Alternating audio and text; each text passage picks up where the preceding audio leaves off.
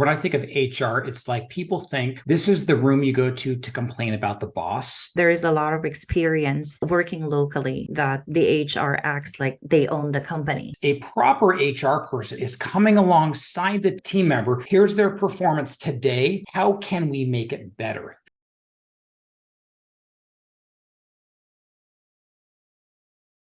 Good day and welcome to the Offsite Team Podcast. I'm here with my good friend April in the Philippines. How are you today, April? Been busy. How are you? I'm doing great. I've been equally busy as well, but it's because I took 13 days off from work and I came back to no major problems because the offsite team can cover my backside as well as my onsite team. And I was able to do some really big, heavy mental lifting and a little bit of vacation time. It's great to come back to the States. Well, today on the Offsite Team Podcast, I'm gonna dive into the hard issues. HR. No one likes HR. I personally despise HR because it's like, can't we just take care of our customers and work and not deal with, oh, this person needs this raise or this person clocked out or this happened. HR is a pain in the rear end, but all companies need to do HR. Well, at Offsite Team, we understand the challenges faced by DME companies, rehab companies, respiratory companies, and business leaders in their quest to find dependable and affordable employees who also know how to use Brightree. Now, what we've done is we've created a revolutionary workforce solution that resolves this problem, enabling DME businesses to thrive with a reliable and cost-effective team. And today, we're going to kind of pull back the veil and show what does that look like in the area of HR, because we have US-based employees, we have Philippine-based employees, and we work together in one cohesive team. And not only that, HR, we understand how that also relates to the pain points of DME, pre-authorizations, and this. It'd be great if, in our billing episode, if you just pressed a button, we all got paid, never had to deal with things, that'd be great. But what does it look like? We've got to have HR, because HR, on one side, you need HR to hire great, high-performing team members. But you also need to enforce rules. What are the core values of your company? So we have our own core values of our team. The reason why we just don't place people in other companies, we need to see what are your core values? What's important to your business? It might be straight up volume. It might be straight up this. We need to make sure there's compatibility, and a great HR makes sure there's compatibility so both employer, employee, as well as the customers are winning together. And, Medicare, they also require everything to be built up to specifications. So, April, I have a question for you. I have not told you ahead of time this question, Right. But when you think of HR from a US-based perspective, if you were an American employer, what would you think is your biggest pain point? I guess it would be running the business and understanding the team members at the same time. There is this huge responsibility, and having an HR will help us in regards to recognizing those. So it's really helpful that we have someone who can just, if I'm the business owner of a company and then someone go to my room and ask to request to edit the timesheet, that would be like, come on. Yeah, really. But how many times, for example, like the number of times, I'm sorry, I forgot to clock out. Yes. And as the business owner, I'm like, oh, great, I'll go clock you in and clock you out. Right. And it's a pain in the rear end. And I'll pull back the veil a little bit. I'm like, I don't like doing this. So then I trusted the honor system. And of course, yes, we've had some people clocking in and clocking out from home. I figured it out. And so that doesn't necessarily work either. So how do you deal with not everyone on your team is always looking after the best interests of the company? It's really exhausting as the business owner, because most of us who are into this business, we just want to take care of our customers. We don't want to do HR. We want high quality, people. What does that look like? No. Then let me ask that from a Philippine perspective. You know that. Yes. What's your biggest pain point HR-wise from the Philippine side of things? That would be looking for someone. Like it's hard to just interview someone and then just pick someone out of that one. So you have to How do you find the right person? Yes, how to find the right person. Is this the one that I'm looking for? And at the same time, do they have what it, there's a lot of things that you can see in a resume that when you talk to the person, you'd be like, you'll be second guessing. Just like the United States, no one comes in. I was joking with a buddy of mine. He's like, why can't we just interview someone and say, I'm an egotistical narcissist and I'm going to lie and cheat from you. Why won't you tell me that ahead of time so I don't hire you? No one does that. They're like, yes, I'm great. Please hire me. And as soon as I clock in, I'm going to just, lie, cheat, and steal and take your money.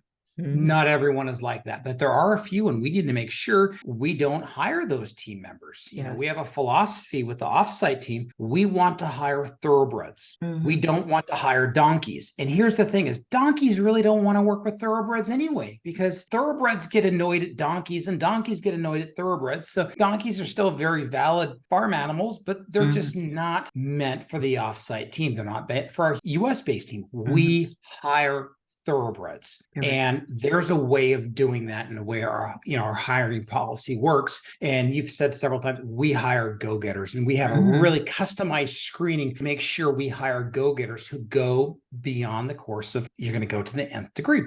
By the way, you didn't say what I thought you were going to say. What is it? What I thought you were going to say was your biggest HR problem. What's that? Tardiness. Yes. I'm sorry. Emotional damage. You're like, oh.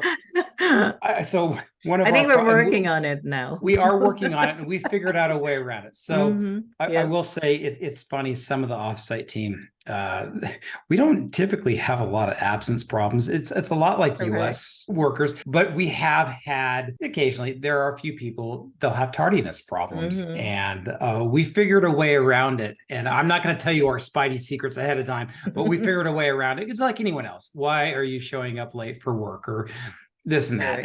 But anyway, we can't give out the secrets, but they're there and we've kind of figured it out. But that was something that we talked about for 3-6 months every week. Like, what am I going to do? What I'm going to do? It was even one of your quarterly rocks, and you figured it out. And hopefully I won't jinx it. It's working, Yes. Now it's like, okay, I'm sorry, I can't come to work, sir, because category 4 typhoon hit. Okay. Legitimate excuse. But hey, HR is a pain in the rear end. So it's pretty easy. So the way we've built our company HR is we actually have a hybrid system, just like our communications team, where we have US based HR as well as Philippine based HR. And no one, in my opinion, and I haven't heard anyone else, we actually don't call it HR. No one likes HR. I swear when I think of HR, it's like people think this is the room you go to complain about the boss, even though the boss is the person paying for the HR person. So why would you pay for someone to complain about you and how things are? And so we look at HR in a different way. We look at it as quality leader is what it is. A proper HR person is coming alongside the team member. Here's their performance today. How can we make it better? That is true HR. Now, as you're doing it, you don't want to break any US-based rules. So for example, in the United States, we are an equal opportunity employer. And there are certain rules that we have to follow in terms of interviews, in terms of accreditation. We follow all of those. We understand what they look like. And it was so weird when we started hiring Offsite team members, because you would send your interview resumes in, and not only did you put, hey, my name's April, you would put your height. Are you married? Do you have kids? What your religion is? And I'm looking at this like, we're not allowed to ask those questions in the United States. It's just kind of interesting because those laws don't exist. And I understand why they do exist, because one of the downsides of the United States is we have a long history of discrimination. But when you're hiring from another country, as of now, there's no laws. We don't ask religion. But typically it's on most resumes. It's really fascinating. Why is that, by the way? Is it just like it's accepted, or do Catholics only hire Catholics and Pentecostals only hire Pentecostals? Why do you put your religion on your resumes? To be honest with you, it's one of the questions that I have, like, why do I have to put this? So probably it's because when you go into a company, at least you will know that the company is diverse. So whatever religion you're from, then they'll be able to accept you. So I'd say Muslim. I'd use that as an example. So Muslim is not, it is huge in the Philippines, but not really like Malaysia or other Muslim countries. But so they just lead with it to say, hey, Muslim companies are going to stay Muslim, Catholic companies are going to stay Catholic. It's really interesting. I never looked into it. So we have a very diverse team, where we have a little bit of everything, but it's really fascinating because, for our communications team members, what do I care? Do you know how to think? And how amazing is your English? That's what we're looking for. How can you think? Do you play well with others? I just don't think religion. I could be wrong, but that's kind of an interesting thing. Now, the thing with HR, every company needs HR. You can say, oh, we don't have HR. Well, think payroll, think time cards. Do you want to pay someone $20 to $25 an hour to calculate time, or would it better benefit your company to pay half that and have an offsite team member deal with like time card entry and onboarding of team members? So one of the things that we use our HR person for with our company is they don't do the final round of interviews. They do the first round of interviews for us. And we say, hey, these are our interview questions. Make sure you call them. And because what was happening before is we didn't want to, offshore that. But what happened is, well, we would end up going 5-10 days without calling the applicants, which is way too long, because when you apply to your company, if you can call them back that day saying, hey, thank you for calling Howard's, thank you for calling ABC Medical, we're really interested. Do you have time for a quick 5-minute interview over the phone? Well, hey, they must really care for me. They don't know that the person who's calling them is in Manila. Yes. But that's what it is. And then what our HR person can do is she's going to filter that out. She's going to get the top 5 candidates or top 3 candidates, whatever it is. And then she'll say, okay, here is your in-person interview here. And what it is, we only want to hire thoroughbreds. We don't want to hire donkeys. They kind of act as that in between. They can do the background checks, all the things that take time, and it's required by accreditation. It allows them to do that. So, it's one of those things. How do you figure things like this out? How do you find good team members? What are you looking for, April, when you're hiring offsite team members? Because you've already hired well over 30 of them. What are you looking for when we hire? Well, first and foremost, I would want someone who has the humility. So they have to be humble. And going back to our company, we're looking for a team member who's humble, hungry, and smart. Now, in line with that, it does not matter if you're a college graduate or not, as long as we can see it in you when we're talking. You can feel that there is this vibe that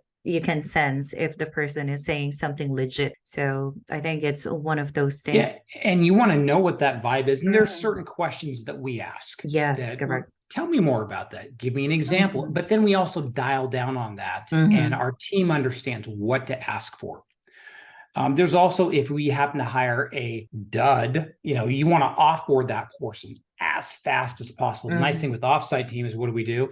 We've offboarded them already before they get to one of our clients, if that is the case. Very seldom does it happen, but we do. We have a dud from time to time. Nice thing with having, if you ever decide to put an HR person in the Philippines to work alongside your US-based team, it really helps with scalability as well too. Or what we've done several times is we've had dual roles. Let's say you have a small company, you don't need a full-time HR person. Well, you can take that HR person and also work billing, confirming, also work phone calls, also work collections. There are so many different ways you can do it. In the US, an HR person is going to run a company between $50,000 and $100,000 a year. It depends on what they're doing, but it's, it frees up a lot of US resources to do things like increase productivity and scale our business more and pay our employees more. So it's really a win-win-win, which is kind of neat. So another couple neat things about tech advantages with having HR in the Philippines is most HR software is in the cloud these days, whether someone uses QuickBooks or Bamboo HR, there's a lot of other things. It really is very, very easy unless you're still writing the old-fashioned checks. And even then, there are workarounds for that, where if you ever did want to have an offsite workforce that do some HR,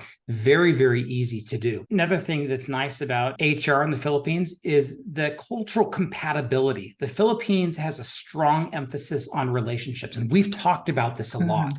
And I didn't realize it until we offshored some of our HR, is you guys just love people. You love to hang out. You love to talk. And that goes hand in hand with HR. Because, you emphasize relationships, you have people-centered values. It aligns very well with the personal and relational nature of HR. In fact, way better than the US-based aspect of HR. So, what does motivation look like? What does engagement will look like? So let's kind of help some people. If you were to have a problem with a team member, and let's say they're doing something wrong with an order, how do we handle it? Someone has confirmed the wrong order and there's an error on the order. How should we handle it from an HR wise, from a leadership wise? What tips do you have for our listeners? I'd say if I am the HR, I talk to the team member and then Mm-hmm. discuss what's the issue. But at the same time, I will have the team lead be there, because during the meeting, we have this discussion that the team lead has to be the enforcer. So it's not Yes. me who should be responsible in giving you or enforcing something, but at least there is this connection in between the three, that the HR would be like the middleman, you know? Mm-hmm. And like, oh, your side or this side or this side or Mm-hmm. this side. It gets really, really messy. No one, even HR, likes HR conversations. No one likes it. And in my experience working with employees, the easiest way to confront an employee is to talk about hard, fast issues. Don't just say, hey, you're doing good, you're doing bad. That's so ambiguous. What does that mean? But if I were to say, hey, April, this order you worked on and confirmed, I noticed that the insurance wasn't verified. And because the insurance wasn't verified, there's a chance of denial. So this order that happened yesterday, I need you to verify the insurance. Oh, I forgot to do it. Very specific. It's nothing against you. It's about, can we verify the insurance? Can we collect the deductible? Can we show up for work early? Correct. So when talking to team members, what we need to do is first and foremost, just be very specific about the issue. Second, in a HR conversation, I've seen them go wrong and go bad if there's not what's called a you first stance. So whenever I'm talking to someone, let's say I'm talking to, I don't know, John Smith, I'll just come up with that. I go up to John and, hey, John, I am for you.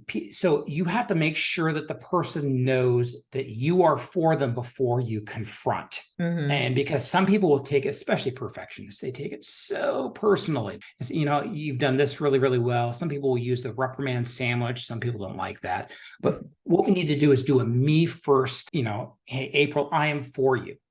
Second is then you confront the issue. And then you say, hey, do we need to talk more about that? No, I understand. I need to check the verification. Good. And some of the best HR conversations are as little as 1 or 2 minutes. No one likes a 30 to 45-minute meeting to go over insurance verification. Yes, I need to hit the button. I need to verify the insurance. I need to check this thing in Brightree. It's that simple. Where a lot of people miss, though, is the follow-up after that. So unless if it's a medium to large issue, even after you confront, a good HR person is going to also follow up anywhere between 1 hour to 24 hours later, because that lets you know we're still good. And whatever that is, yeah. Hey, April, that was kind of uncomfortable when I had that conversation with you. And then if you get really good, you can just almost joke about it. And, hey, I am for you. And that's what it's all about. So when confronting others, we just need to say, hey, we're doing it not because we're punishing. We want you to get paid. We want to get paid so we can pay you, so you can get a raise, so we can do things, and we're all going to win. That's what a good HR is. It's not a rule fault. It's not nothing but rules. You do have to follow all rules. So when you think of HR, what's your desire for, when you think about you working with HR, what's been like your favorite HR experience? Hey, this has just worked well, that you desire to see for other people in HR or other companies? Well, I want them to be for people, because there is a lot of experience working locally that the HR acts like they own the company. It's like they're on a power trip. Yes. So it's not like you can approach them easily. So if I am looking for an HR, I wanted to have someone who's approachable, someone that I can talk to, someone that I can say something without feeling that, she might be saying the things that I'm telling her. Making it a lot more complicated. Yeah, it's just like that, just another person. So if we find someone, they want to be HR because they want to have a power trip, they are the wrong person for the job. But hey, so if you're interested in having an offsite team member help you with your HR, or even just like, hey, what does that look like? Or, how can we help you? Go to offsiteteammember.com, schedule a meeting with either April or myself, and we'd absolutely love to talk to you. But until then, keep investing into your employees, take great care of your customers, and we are here to help at Offsite Team Member. Until next week, see you later. Thanks.